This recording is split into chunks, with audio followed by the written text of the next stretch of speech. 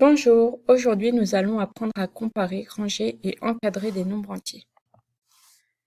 Comparer des nombres entiers, c'est dire lequel est le plus grand ou le plus petit.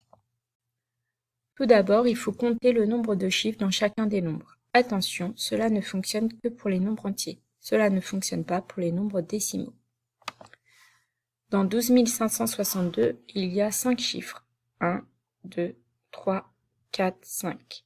Alors que dans 1258, il y a 4 chiffres. 1, 2, 3, 4. Donc, 12 562 est plus grand que 1258. On dira 12 562 est supérieur à 1258. Si les deux nombres ont le même nombre de chiffres, on va comparer les chiffres en commençant par la gauche. 8341 et 8435 ont tous les deux 4 chiffres. Je compare donc leurs chiffres un à un en commençant par la gauche et en m'arrêtant dès que j'obtiens des chiffres différents. 8, 8, 3, 4. Donc 8341 est plus petit que 8435. On préférera dire que 8341 est inférieur à 8435.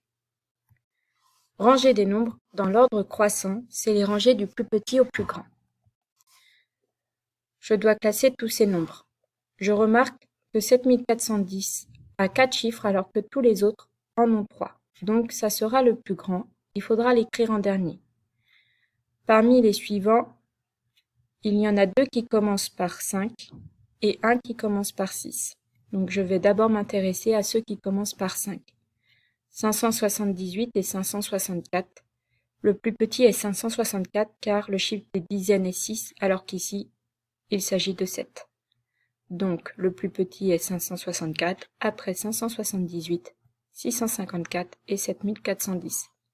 J'écris 564 inférieur à 578, inférieur à 654, inférieur à 7410. L'ordre décroissant, c'est l'inverse, c'est du plus grand au plus petit. Si je dois classer ces nombres, c'est la même méthode. Je regarde déjà s'il y en a qui se démarquent par leur nombre de chiffres. C'est le cas ici du 41 que j'écrirai en dernier car c'est le plus petit. Parmi les nombres restants, le plus grand est 9845 car c'est le seul qui commence par 9. Et parmi les deux qui restent, le plus grand est 6542 car le chiffre des dizaines est 4 alors qu'ici, le chiffre des dizaines est 3. J'obtiens donc 9845 supérieur à 6542, supérieur à 6532, supérieur à 41. Enfin, pour encadrer un nombre entier, il existe différents types d'encadrement. Cela sera défini selon l'énoncé. Pour encadrer le nombre 3982, si je veux encadrer à la dizaine, j'écris exactement le même nombre jusqu'au chiffre des dizaines, puis je complète avec des zéros. Donc, 3982, le chiffre des dizaines, c'est 8. Donc, j'écris 3980. Pour trouver ce nombre-là, je fais plus 10 par rapport au nombre que je viens de trouver, car j'ai encadré à la dizaine. C'est pour ça que je fais plus 10, ce qui me donne 3990. Donc, 3982 est compris entre 3980 et 3990. Pour encadrer à la centaine, j'écris le nombre jusqu'au chiffre des centaines, c'est-à-dire au 9, et je complète avec des zéros. 3900.